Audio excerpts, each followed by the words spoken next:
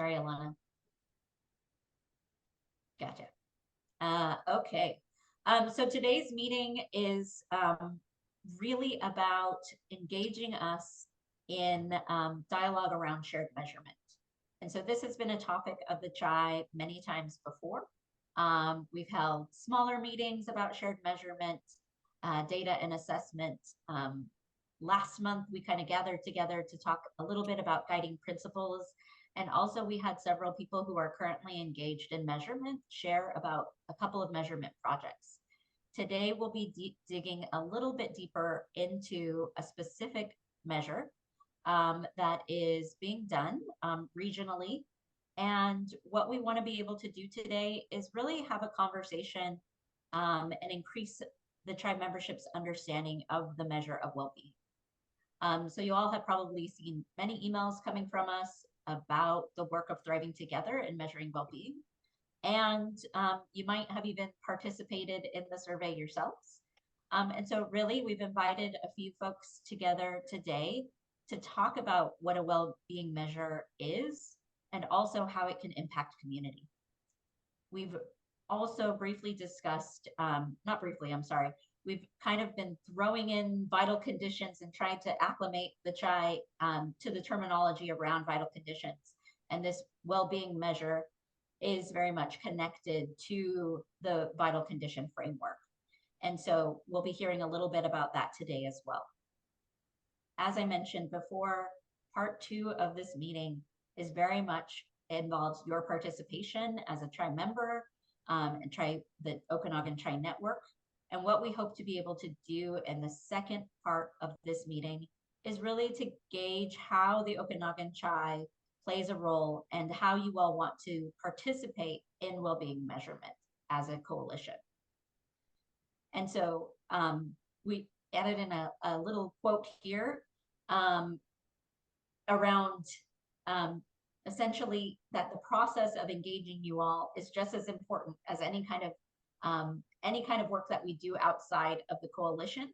The process is really important. And so Gandhi, we put a quote from Gandhi here that says, "Means are ends in the making," because we really do believe that this process of engagement with you all is really important to us doing this work well, if we are going to engage in any shared measurement in our community now or in the future. And so I'm going to turn it over to Alana, who's going to tell us a little bit, remind us a little bit about some of the guiding principles work that we did at our last in-person meeting. Thanks, Michelle. So just up here, front and center, is the purpose of our Okanogan CHI. We are a community health network working together to eliminate health disparities in Okanogan County. Our community health network, we have about 250 folks who are part of the listservs. Our meetings, go anywhere from 30s or lower participation up to 50, depending on the topic. So the network itself is vast across Okanogan County. You can go to the next one, Michelle. So our guiding principles, I'm curious, would you all just put in your reaction a little thumbs up if you were at the last in-person CHI meeting? I may not be able to see you all. Yes, awesome. You can also just do thumbs up on the screen. All right, so in our last in-person CHI meeting, we talked about the guiding principles that underlie and inform our decisions and strategies and structures as a CHI, because this bigger purpose that we carry as a coalition genuinely and thoroughly takes all of us working together. And it means we have to shift some practices and ways of working and develop new ways of working. So we went through our guiding principles, our drafted guiding principles last time, and played some games and took some time to get to know each other. When we build our guiding principles, we translate those into practices and commitments, which our leadership council is working on with us. And then we turn some of those into decision-making questions. Those decision-making questions we put front and center when we're facing actions or big decisions. But sometimes we lean on those decision-making questions when we're just thinking about our approach and how we do our work. So today, you'll hear us referring to often this particular guiding principle of distributing ownership of the CHI across our network. Go to the next one, Michelle. When our leadership council first built this guiding principle, we had them come up with a few questions that our CHI could ask to see if we are in alignment with our guiding principle of distributing ownership. I wanted to share just a few of those with you today. When we look at an action or a decision or a practice in front of us, some of the questions we could ask are the stakeholders closest to the issue moving with us? Have we said what needs to be said and heard what needs to be heard before we make a decision as a coalition? Whatever project or action in front of us, does it help us mature trust and leadership in the CHI network as a whole? And are all of our members in agreement? Which isn't to say that we always will be, nor that we need to be, but it's a good test for us and a check. So we are today putting into practice some of these guiding principles, the practices of this guiding principle. You can go to the next one, Michelle.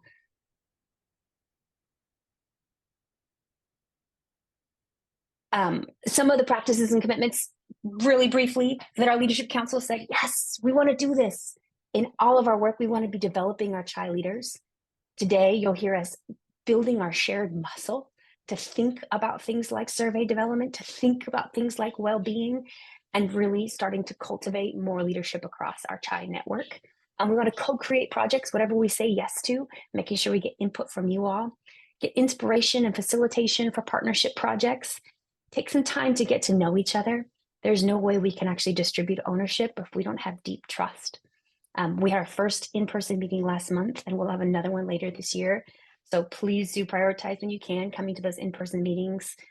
We try to do good, meaty work, but also spend some time eating food and doing what we can to find joy with each other. Get feedback as often and thoughtfully as we can, and attempt to get more of our community involved in rotating meeting topics. Really setting table for lots of Okanogan community health leaders to come and join us. I think that's it for this particular guiding principle. You hear us talk more about this across time. I will pass it back over to you, Michelle. I think we're teeing up Monty. Yes, thank you, Alana. So we are going to get started with a couple of presentations, and the first speaker who's going to be joining us today is Monty Roulier, who is from an organization. He's the CEO of Community Initiatives, and he's been working with actually a couple of, and including Thriving Together North Central Washington. Monty has also been working with federally qualified health clinics in the region as well, which includes family health centers. And Monty's joining us here today because I think we couldn't think of anybody better to tell us about the Wellbeing Measure. And he's, I think, seen this borne out in different communities and is able to share about impact. And so unless you have seen it happen, I think it's hard to really channel that passion, right? To be able to say, look at the work that something so like a measure can do to transform community change. And so we've heard Monty speak about this a few times and just really wanted to bring him here to speak to the tribe. I believe Monty has actually joined some previous CHI meetings, so he's not entirely a new face, but definitely wanted to bring him again to the Okanogan CHI. So Monty, we'll turn it over to you. Yeah, thanks, Michelle and Ilana, and see a number of friendly faces and friends. So thanks for, welcoming me to join you. I don't have any formal presentation per se. I know I've had some informal exchanges through the email with a couple of you. So I'll just maybe offer up just a check with you, Ilana and Michelle, just a little bit of a reminder of the kind of well-being measurement kind of approach that's kind of going to starting to take off in some new ways around the country, and what that might imply for that, and particularly around how that links with dialogue. Is that still how the communities are doing it? Does that still stand on target? Yeah, that sounds great.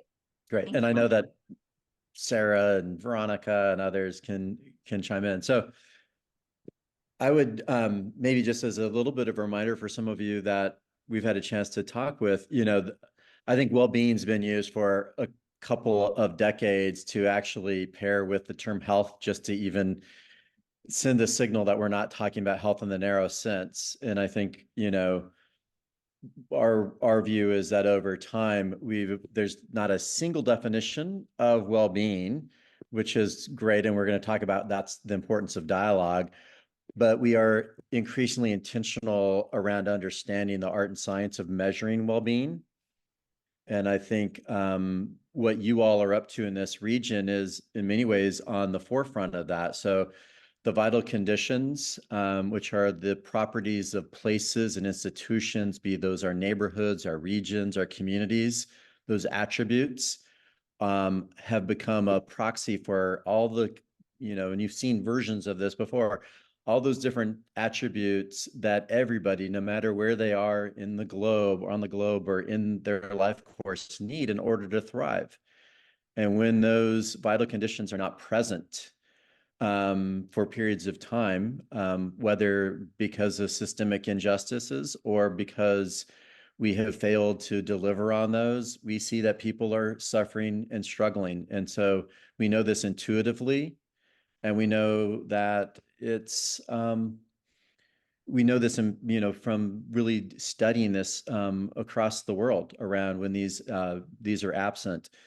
And so that's become part of the state of the art. And we know that at the same time, people all have different experiences of well-being. And so some of these self-report data and the surveys that Thriving Together is helping to set up, and I think Sarah's going to share a little bit more around kind of the early progress and momentum, is another way of really honoring people's individual voices and experiences. So it's a combination of those attributes of place, those vital conditions, and people taking surveys like the Cantrell ladder that we've talked about, where you put your best possible life now and where it could be 5 years from now, are a really good pairing to give us a more complete picture of the well-being of people and places.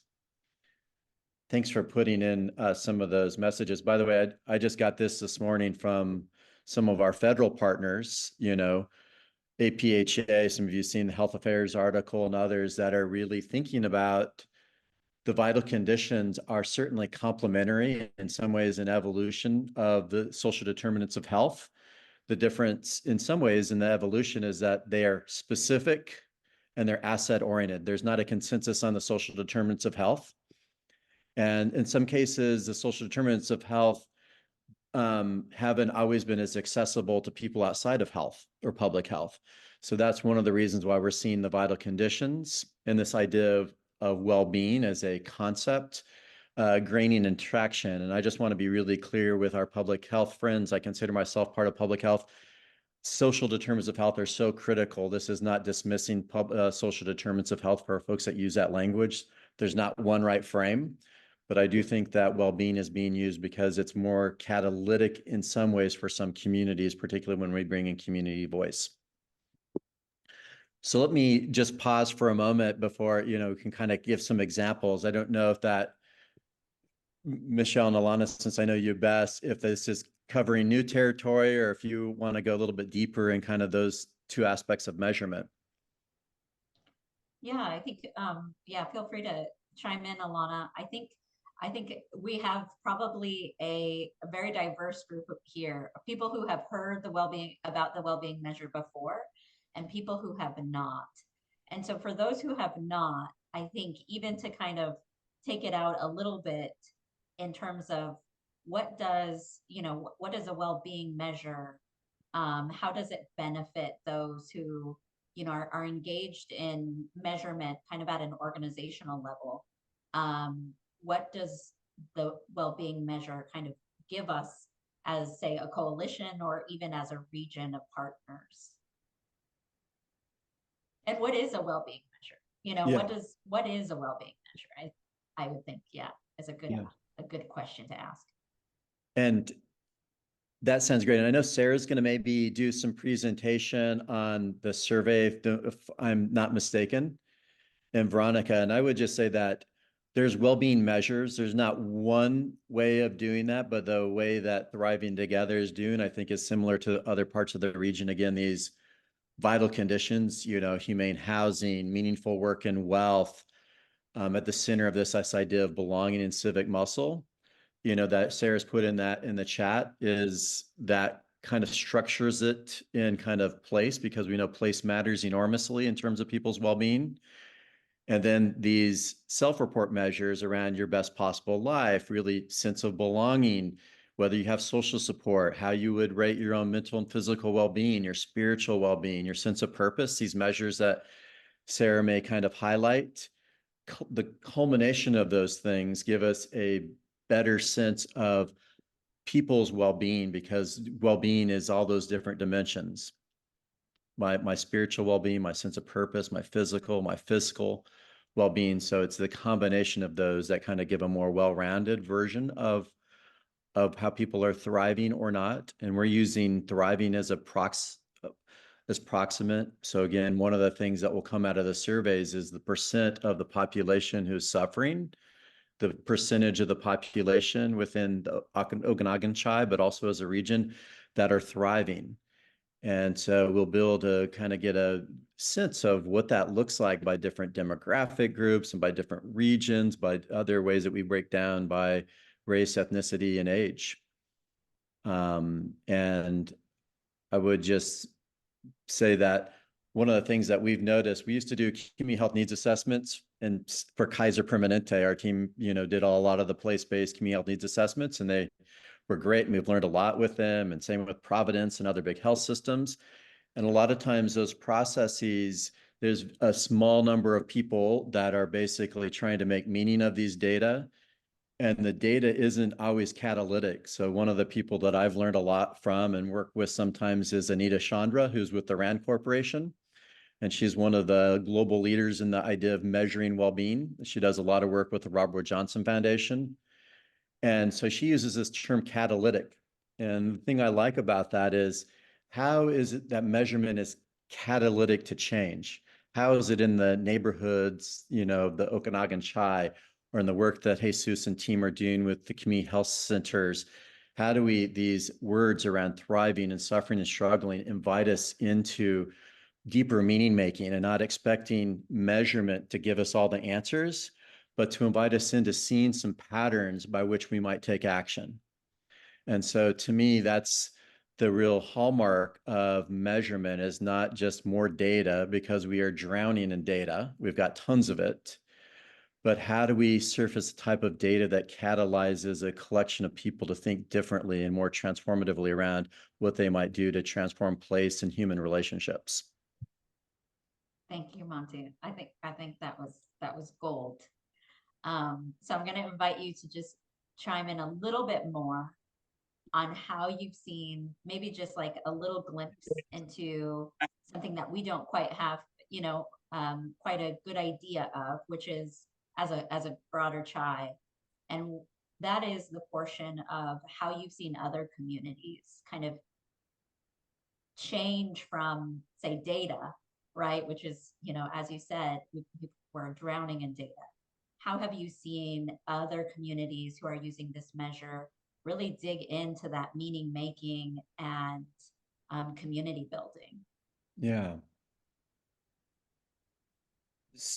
So I love the principles that you all have come up with, because I think that dialogue is the art of thinking together, and that this idea of being proximate to people who are shouldering either the greatest burdens of inequity, or that really are closest to the challenges and opportunities, is really important. So I think, as Sarah shares a little bit, and Veronica and others, your ability to get measurement and to be in dialogue with people and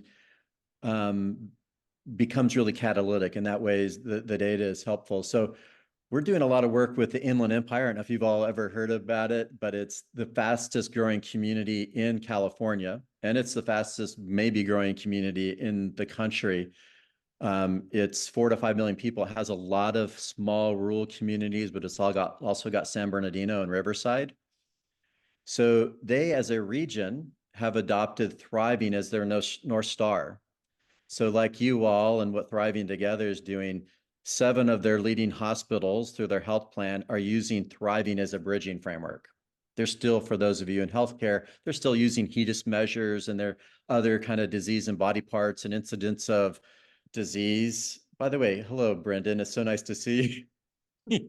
Had a nice time with Brendan and last week in Portland. And so we kind of talked about this idea.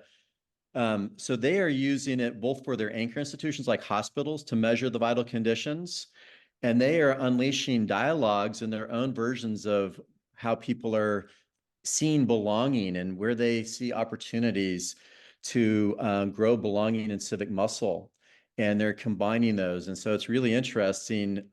Like some of you may have heard of Loma Linda, which is one of the blue zones. It's one of the places where there's people that are living over 100 years, a higher percentage. So they've changed for Loma Linda, their health department and their hospitals and their community health needs assessment have moved all of their community reporting and their investment strategies to the vital conditions. And they've started to change the way they're thinking about housing, not just in the narrow sense, but they're really thinking about how does housing contribute to generational mobilization of a lot of young people that are growing up in poverty. How do they do this work with proximate with belonging and civic muscle? How do they think about it with their food system? So they're integrating their measures in some new ways. And at the same time, they have a lot of people. There's Amazon, by the way, is massive there, 50,000, 7,000 people.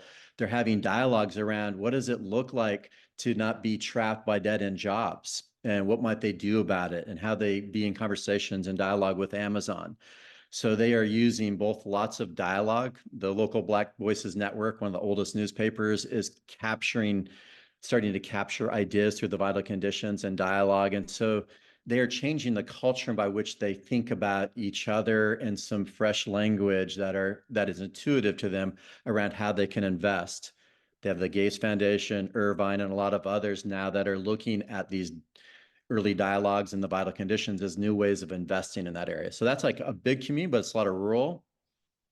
And I'll say on the flip side, in a smaller, more conservative area in Wisconsin, some of you have seen Fox Cities, they paired their dialogues with well-being surveys and groups that often were not involved in community processes, shift workers, Hmong population, newly arrived members, Black community members from Chicago, and they participated in tons of dialogues that surfaced their priorities as a region around how they might shift their economy, how they really focus particularly on single parent households and really think about that through the vital conditions based on what they picked up in their dialogues, how they create new spaces for artists and new voices. So a lot of their strategies came out of these dialogues, and they started to build a fabric for how they are working together. And last thing I'll say, because I feel like I'm talking too much and I apologize, Jess was just on a call with us as we were looking at rolling out the dialogues, is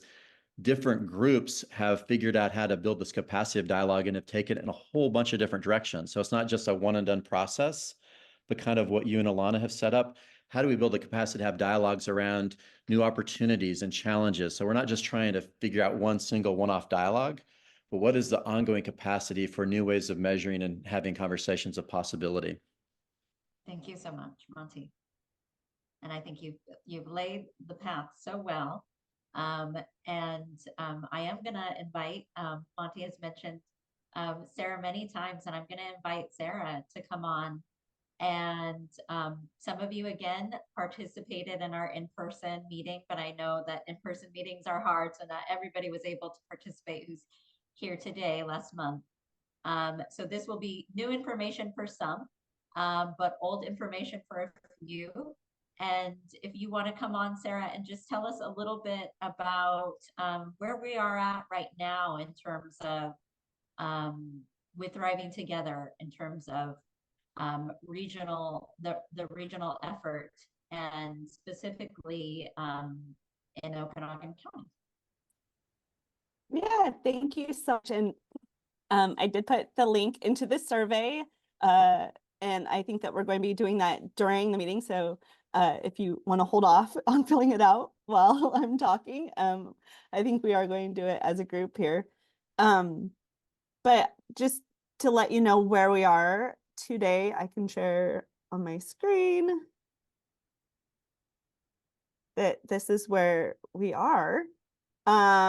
So of the surveys that have been taken, we've had 726 surveys entered online. We know that there are some paper surveys that we still haven't entered. But Okanogan County is right there, about 12%. As Okanogan County population-wise is about 16% of our region, and so we definitely want to get that number up in terms of the number of surveys that we get from Okanogan County. We'd love to see that closer to that 16-17%. But otherwise, we're fairly close. We're a little heavy in Chelan. But we're right there for Grant County.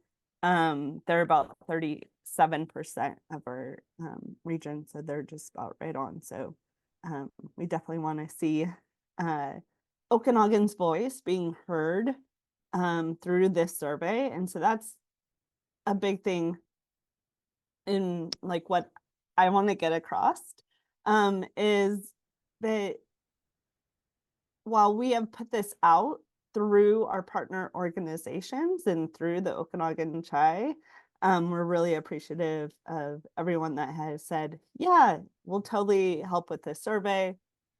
That I really want you to kind of think about taking it to the next level and saying, I really want not only my organization to be involved, but I want to be involved as a resident of Okanogan County and of the North Central region.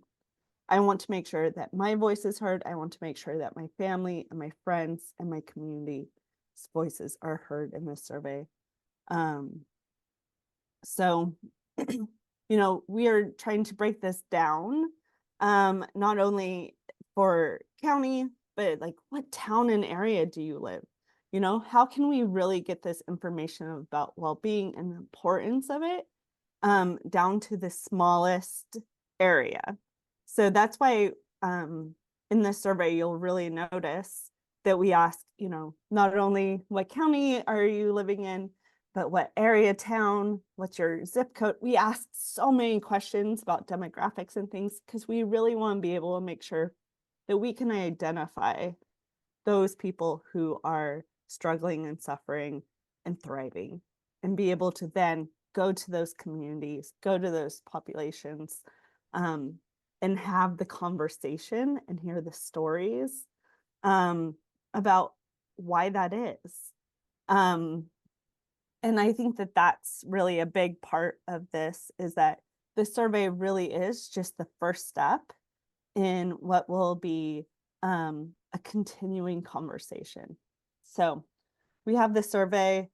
It's important to help identify some of these groups and areas that we all know kind of on the surface. But we want to like drill down and really be able to say like this population is suffering, or this population is thriving, and it's because of this reason. Is it physical health is better in this area? Is it mental health? Is it financial health? And be able to distinguish those kind of reasons. So yeah, starting with the survey, moving on to then hearing stories and truth through community dialogues, which I'll let my coworker Veronica talk a little bit more about. But then having those conversations and training our partners and other organizations to do these community dialogues so that they can then benefit their own organizations and continue the conversation. So that when we do the survey again, we'll be able to really track progress and see how our actions as a community, as a region, affect those who live here. Veronica, I would love to share the spotlight and be able to have you talk a bit about what comes next after the survey. Sure. I just want to acknowledge Alana and Michelle. I was next, right, on your list of agenda items. Yeah. Okay. And actually, while you're speaking, if Sarah, if you could actually pull up the Okanogan County towns, that would be lovely to see. And then Yeah. we can just give a quick snapshot before we after Veronica shares about what community dialogue means. Monty mentioned it a couple of times as an important part of the process of engagement. Yeah. And I had prepped the slide deck. Am I okay to share it? Yes. Let me pull up that town list really quick and then I can get out of your way.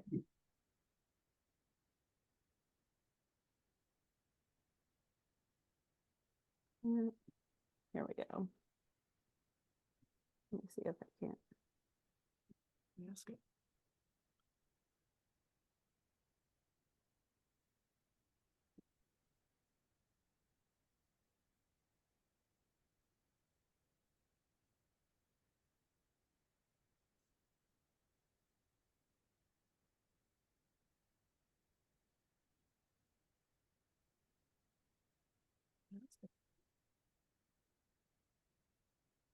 Excellent. Thank you so much, Sarah. And it'd be lovely to have a couple of snips of those so we can send them out to the listserv after the meeting. It would be great to have snips of the Okanogan County data. Thank you. No problem. Excellent. All right, we're going to hand it off to you, Veronica. Great. All right. And I'll just start sharing in presenter view. Are you guys seeing my? Oh. Is that good? Yeah. Okay.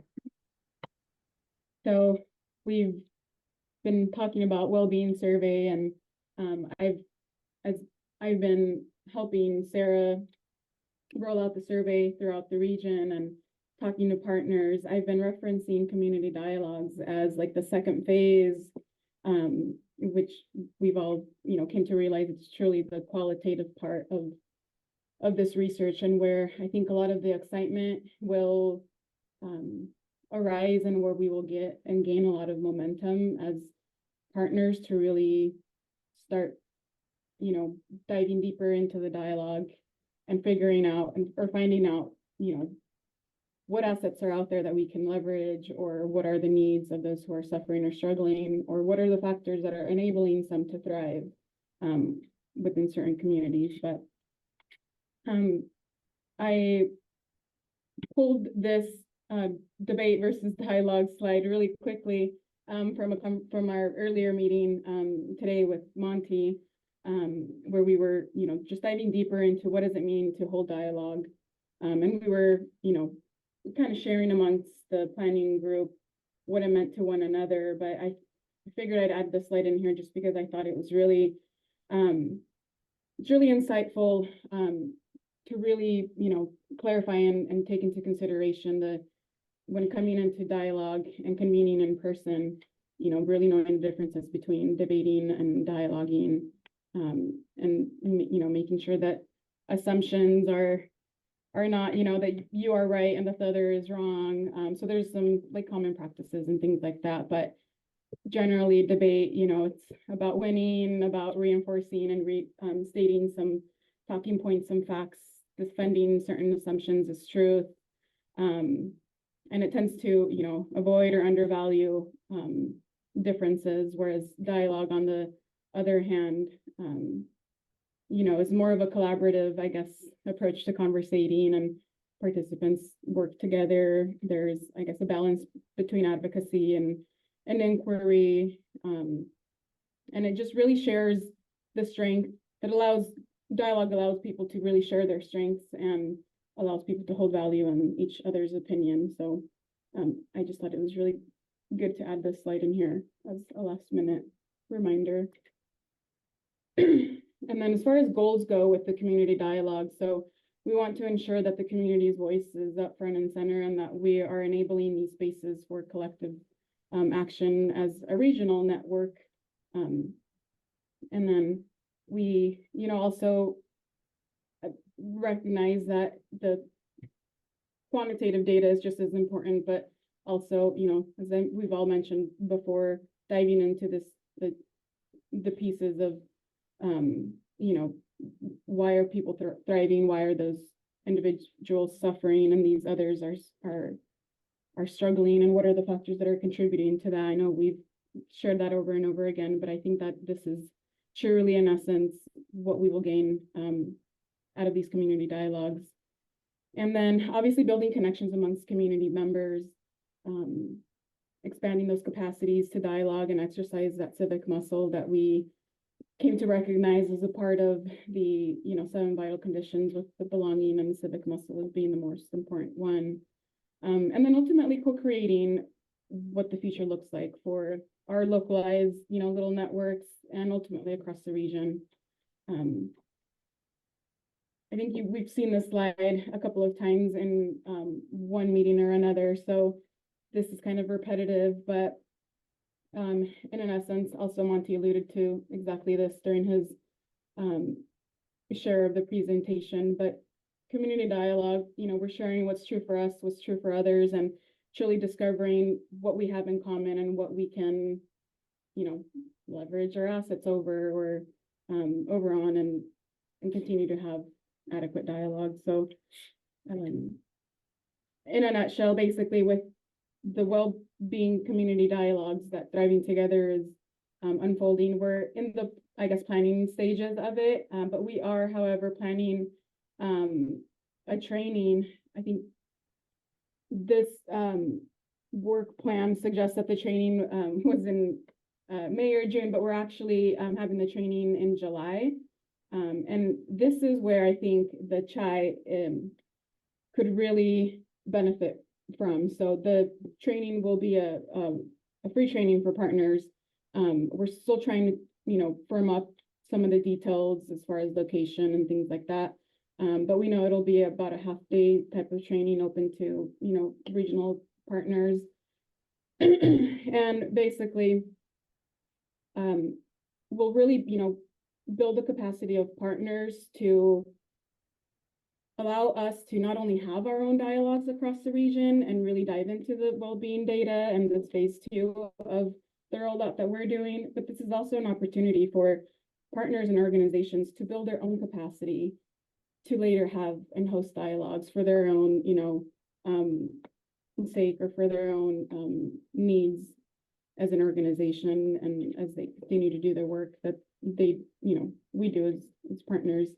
And so once we do the training in July, we're also planning on, following with the actual trainings later in the fall through the end of the year. So that's basically, the plan for the community dialogues is working on defining, we're working with the planning committee right now to really define what the well-being dialogue questions will be, or what we want them to be. But what I came to realize, even as I've had conversations with Alana and Michelle and some of the other CHI leads, is that even though, we're a regional organization and we recognize that we hold a regional lens, the true reality is that our, we're very localized, I guess, in a way. And Okanogan County, it's a, they're really tight community. And at the same time, you guys have your individual, sub-communities that you guys hold true to your hearts and, networks and partners. So we recognize the different dynamics between even the localized CHIs. And so we're also talking about what does that even look like, and if maybe a training just for Okanogan County folks would be ideal. I know there's still some conversations that we'll continue to have, especially with the CHI leads, Alana and Michelle. So, but we'll definitely communicate that to you all as we firm up those details. But for now, we are planning a July training. We know the date, Friday, July 26th is the date. And I will share with Alana and Michelle as soon as I know more and firm up those details so that we can get Okanogan County partners registered for the training. And that is all for community dialogue. So open for any questions, and happy to have Monty and Sarah on the call too to help answer and tackle any questions.